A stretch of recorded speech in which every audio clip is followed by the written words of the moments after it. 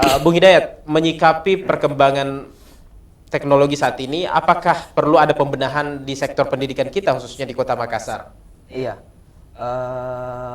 soal terkait dengan teknologi daripada kaitannya dengan pendidikan, pasti ada kolerasinya dalam Iya. kondisi saat ini.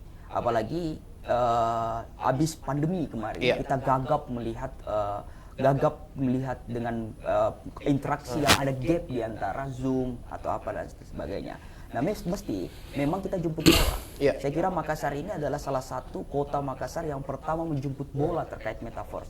Karena saya yakin di Celebes TV nanti ini, generasi kita 20 tahun yang akan datang, kita sudah masuk pada posisi itu.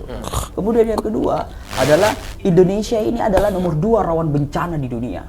Artinya Makassar bagian daripada itu. Makassar ini bencananya banjir dan beberapa hal-hal seperti itu. Jikalau ada bencana, kendala pendidikan pasti anak-anak semua dirumahkan lagi kembali, kira-kira begitu. Dan mereka nggak bisa pergi sekolah. Nah, dengan adanya metaverse, infrastruktur teknologi ini menjadi win-win solution. Bukan tidak terasa dampak sekarang, tapi mungkin 10 tahun yang akan datang. Jadi saya kira this is really important about our education gitu.